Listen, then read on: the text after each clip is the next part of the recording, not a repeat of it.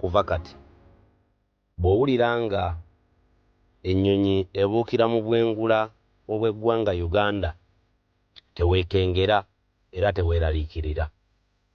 Toba n'okutya naddala nga ennyonyi gy'owulira ebuukira mu bwengula bwa Uganda teri ku bumu ku bunyonyi Uganda bw'eyina wano. Omanyirawo nti kandiba akadde aka Uganda okununuka. Omanyirawo nti kandiba akadde ak'ebitongole ebirwanirira eddembe ly'obuntu okujja Kavube mutabani w'omumpembe Generaali Tibahaburwa. Olunaku olw'eggulo International Criminal Court yavuddeyo butereevu ne confirminga nga mutabani wa Mwami Yoweri Kaguta Tibahaburwa bwe yabadde ayingidde nate mu bitabo byabwe ebyabawawaabirwa. Era ng'ono bamugatta ku fayiro eyateekebwayo mu mwaka ogwa 2021 nga 8 January bannamateeka ba Robert Kyagulanyi Bobi Wine abawangaalira ebweru w'eggwanga lino omwali omukulu Bruce Afran kw'ogatta ne Robert Amsterdam. Bannamateeka bano baatwala petitioni yaabwe mu International Criminal Court nga baagala International Criminal Court eveeyo ku ttemu eryali lifuukidde ddala omugano mu ggwanga lino, nga baagala International Criminal Court eveeyo ku ffujjo eryali likolebwa Mwami Yoweri Kaguta Tibahaburwa kw'ogatta ne mutabani we. Olunaku lwaleero ku mikutu emitimbagano omukulu amanyikiddwa nga Jeffrey Smith avuddeyo naye n'akonfaminga nti komanda w'amagye mu Uganda era nga ye mutabani wa Mwami Yoweri Kaguta Tibahaburwa, due to credible allegations of torture, obukakafu obw'enkukunala, obukakafu obuwerekeddwako ne bwino obw'okutulugunya abali ku ludda oluvuganya gavumenti ya kitaawe, kw'ogatta n'okubakwata nga takomye okwo agattako n'abamu okubawamba ne babulwako amayitire gaabwe, nga bano abadetainingira mu torture chamber. Omukulu ono Jeffrey Smith akonfaminga nti petition efayiringiddwa mu International Criminal Court dated 22 January omwaka 2026. Njagala ojjukire nti mu mwaka ogwa 2021 nga 8 January Robert Kyagulanyi Bobi Wine yafayiringa petition ku Mwami Yoweri Kaguta Tibahaburwa bajjeno mu magye abawerako nga ne mutabani we mw'omutwalidde, nga bano yali abavunaana olw'ebikolobero ebyakolebwa mu ggwanga, nga muno mwe mwalina okutirimbula abantu nga 18 ne 19 Novemba ow'omwaka 2020 kw'ogatta n'effujjo eryakolebwa mu budde bw'okulonda nga n'akadde k'okulonda tekannatuuka mu mwaka ogwa 2020. Impunity eyakolebwa mu kalulu aka 2020 nja kwatula mu lwatu nti yandibanga yali ntono kwene ekoleddwa mu 2025. Ebikolobero byeyongedde ate nga twali kitutte nti byali badde bikendeera. Wano nno Robert Kyagulanyi Bobi Wine omwagala w'abangi waviiriddeyo n'ateeka ku nninga ebitongole nga African Union. Jukira nti African Union Chief gye buvuddeko wiiki emu emabega okuva nga 15 actually nga 18 yavaayo n'alangirira nga akalulu ka Uganda bwe kaali free and fair era nga bwe kaalimu emirembe gitagambika. Ono yatandika ofuna bakritik bangi ku mikutu emigatta bantu nga baagala nnyonnyole engeri akalulu ka Uganda. Bannanga amawulire agakakwawo.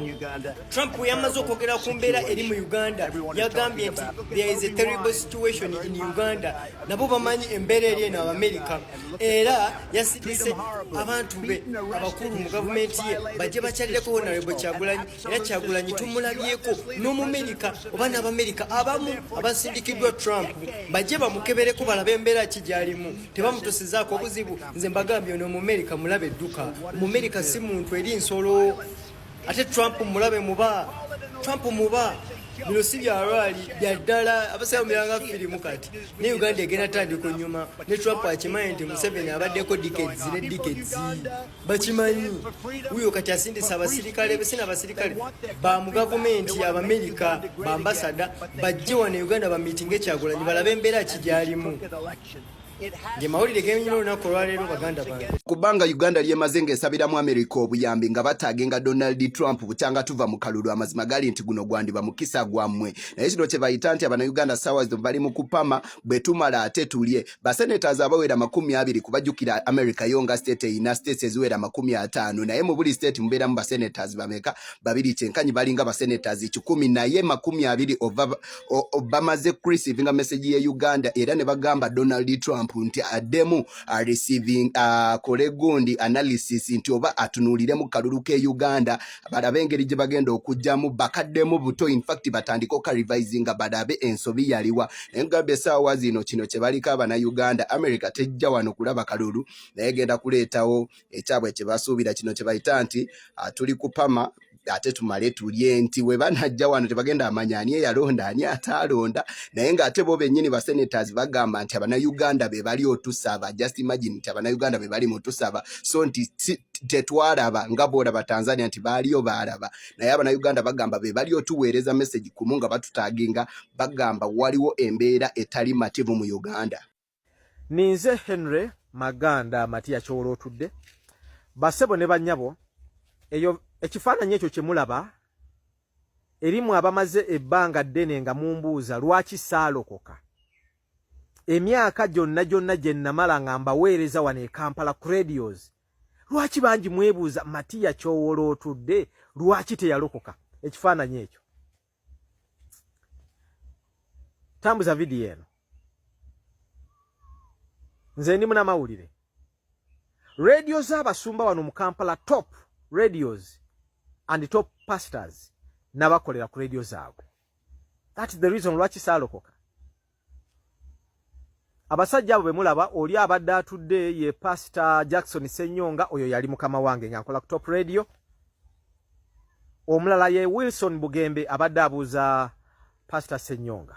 Bugembe mumanyi awo babadde mu State House olunaku lw'eggulo abasumba babalokole n'abamu ku bantu abakkiriza mu nzikiriza eyo babadde bagenze mu State House okuwanda eddusu ku General Museveni. Katonda amuyamba amuwe ekisa mu campaign zino General Museveni awangula akalulu. Kaakati eyo y'ensonga basebo ne bannyabo lwaki saalokoka emyaka gyonna babali bamaze ebbanga nga mumbuuza Matia wakolera radio zonna ez'abalokole abasumba ab'amaanyi lwaki wasigala tolokose. Era y'ensonga lwaki abo bwe mulaba ba Kamagu si balokole. Kamagu mmanyi ku top radio tosobola kulokoka bo singa ofuna omulimu ng'okolera mu ssumba wano e Kampala nga toli mulokole tosobola kulokoka. Kubanga abasajja abo bannanfuusi n'abakazi abo abantu abo ekkanisa ze basumba zisulamu abantu buli lunaku abatalina kyakulya abatalina mirimu abalwala ebirwadde nga mu malwaliro teri ddagala babateekako bwa mikono mu makanisa gaabwe era nga abasajja n'abakazi abo bakimanyi nti abantu bano babonaabona lwa bukulembeze bubi. Naye olw'okubanga abasajja n'abakazi abo bannanfuusi era buli kaseera basigala bendoosinga basigala bakampeiningira General Museveni agende mu maaso ng'akulembera ensi eno. N'aba abasaadde abo bannanfuusi n'ensonga lwaki nze nalemwa okulokoka nakolera Kingdom FM emyaka 7. I was a top most presenter. Bwemba sinze nali abasinga. Because I was every year voted. Myaka 7 jenaliyo. Nakolera Top Radio. Nakola Dunamis FM Prayer Palace ekibuye. Nakola ne ku radio yaffe naliyo mu kubagitandika na Mirembe FM ya Church of Uganda. So I know pastors. I've dealt with the topmost pastors. Na ye nkutegeeza nti abasajja n'abakazi abo bannanfuusi nabategeeza nti omusumba wa wane Uganda gwe bwogenda ne milioni ya sente n'ogimuwa mu church ng'ogiwaddeyo buwi oluvannyuma neevaayo ate omuntu omulala n'ajja mu church nga mulwadde yeetaga emitwalo 10 bagende bamulongoose omusumba tasobola kujja ku milioni eri emitwalo 10 awe ate ng'ozimuwadde buwi be basumba ba wane Kampala bannanfuusi balina emitima emigumu egitasaasira ejjekko kati baabikwatanga bikwate nti olina okwogera bw'oti abantu balowooze nti oli wa Katonda.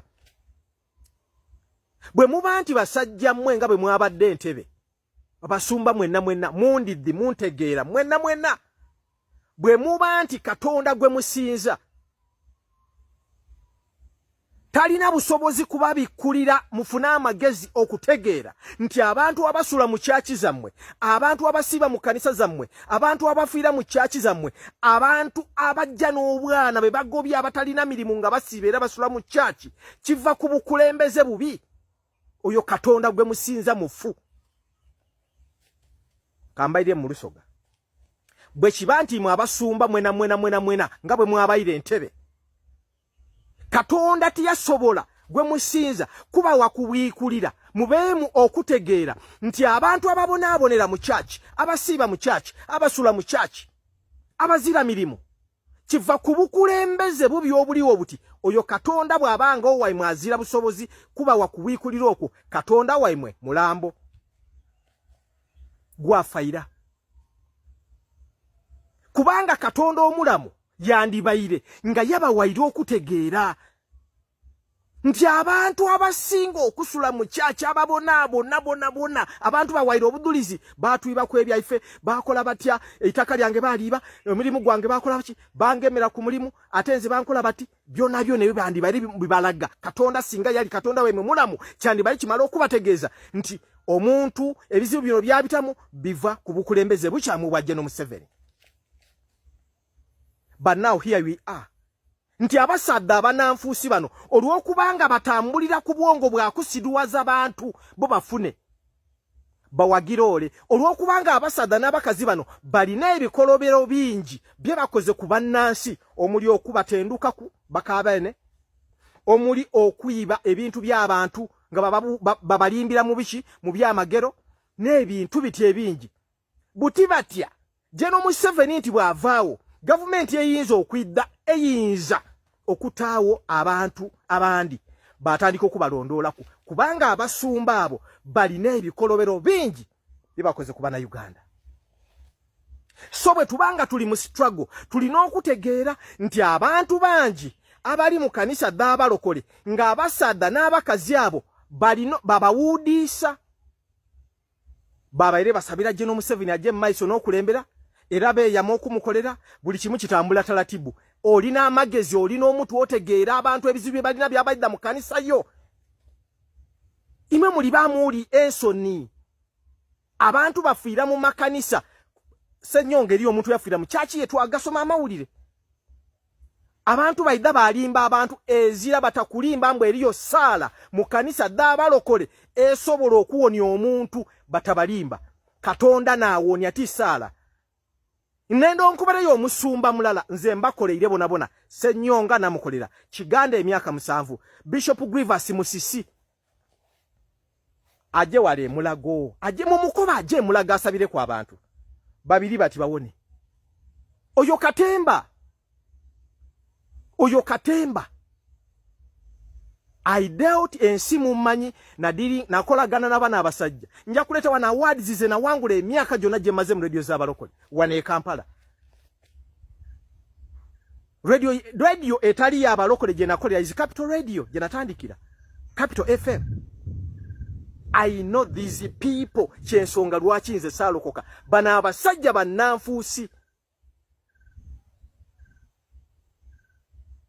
omuntu amanya amazima bw'olaba omuntu ng'ebikolwa byakola binyigiriza omuntu omulala n'osirika busirisi oba wenkanankana omusango n'oli anyigiriza. You know, abantu abasula abakazi n'abaana mu kyaki n'abasajja kiva kuki?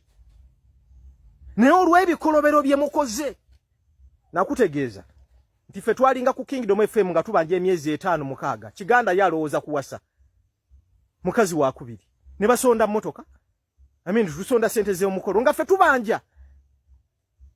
The same thing muwulidde Ssenyo nga abakozi be twalinga ku Prayer Palace Dunamis FM tubanja emyezi 4 Bishop Grievous Musibu yajjanga na mbizzi yakuna matata ne musooka ne muli awo. Era kasamulabanga Bishop abuze kasamulabe emotoka yakuna matata erese mbizi yakomyewo kati. Awo bajja n'abawaayo omwezi gumu ku myezi 5. Bana abasajja bannanfuusi nababuulya bwe nazaalira omwana mu ddwaliro Mengo 2012 ne bankwatirayo emiliyoni 3 miliyoni 4 Albert Kukuwa ne Mengo naye nga manja Kingdom emitwalo emyezi gyali 6. I told you that. Bana abasajja bannanfuusi tebalina kusaasira. So tulina okudiiringa bwe tuba tutambula mu struggle eno nga tutegeeza ensi abantu abali makanisa g'abalokole naddala bangi abantu bano abali mu kanisa z'abalokole be bagamba mwe ebyobufuzi nze tebinkwatako. Tebikukwatako mujja kumala emyaka nga musula mu kanisa. Tebikwatako jja kumala emyaka nga ofiira mu kanisa. Ebirwadde nga mu malwaliro temuli ddagala. Anti mwe tebinkwatako. Abalokole mwefudde abasirusiru ne mulowooza nnyo obwongo ebiri mu ggulu ng'ebyokunsi ebibakwatako temufaayo bitegeera. Mwe tebinkwatako. Robert Kyagulanyi Ssentamu gwoba olonde ni president alina okuira kwa Uganda ebyo byonna bitereere. Abasumba babbi abantu ebintu byabwe wano bijja kudda. Mwalaba omukyala wa wali kanisa ya wano nga ku CPS gwe bajjako emmotoka mbuno bamuwonyeza siriimu n'agaana. Otalo lwe twayitamu okubiteeka mu mawulire nze Maganda Henry Tambuza.